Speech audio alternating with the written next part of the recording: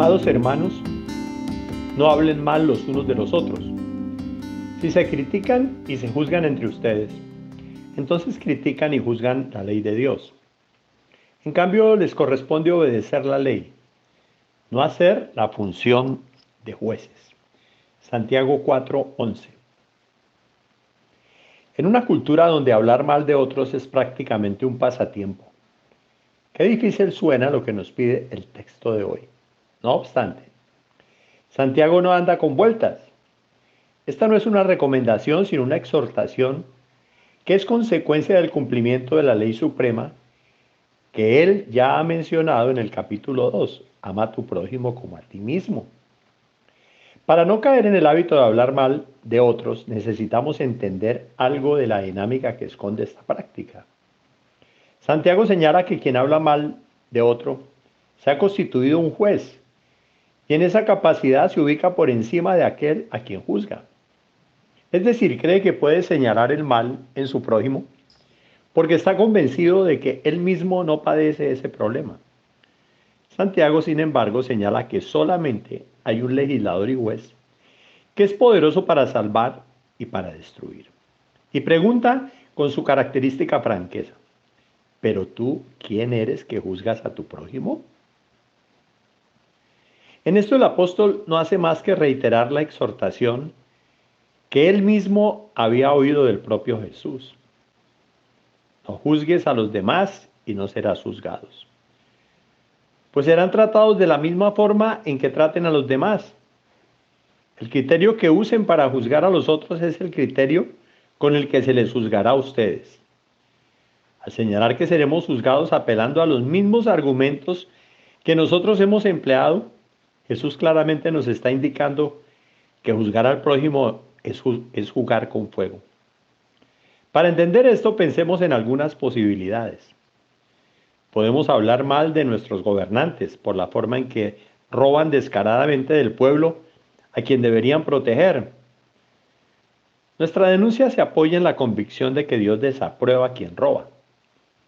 Con ese mismo criterio, Él nos juzgará a nosotros por ese lapicero que nos llevamos prestado del trabajo, por ejemplo, o de la casa de un amigo.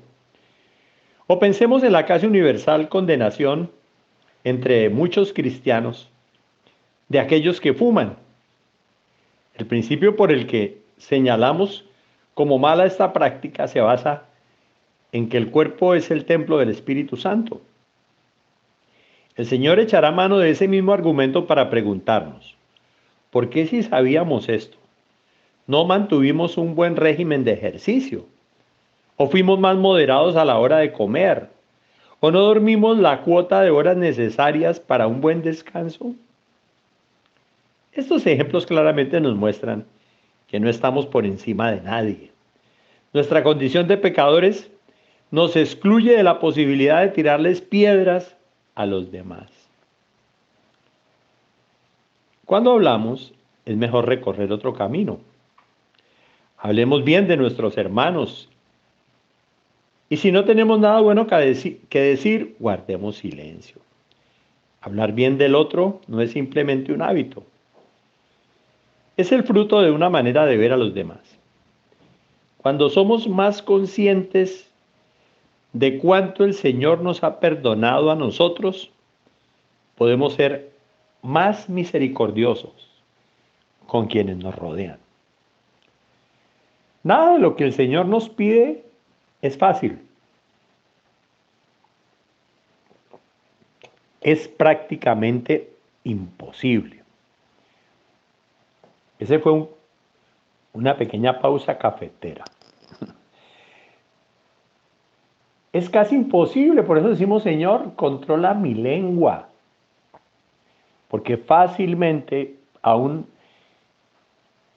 en el momento menos pensado, estamos diciendo cosas, hablando cosas. Y siempre, como dice la Escritura, en las muchas palabras no falta pecado. Si hablamos mucho, siempre la vamos a embarrar. Y a veces hablamos poco, pero de una manera crítica, de juicio, de condena. Es increíble ahora que en todo este tiempo escuchar a las personas rasgarse las vestiduras por los famosos candidatos que tenemos y criticarlos y juzgarlos. Como si nosotros fuéramos mejores que ellos. Qué tan rápidos somos.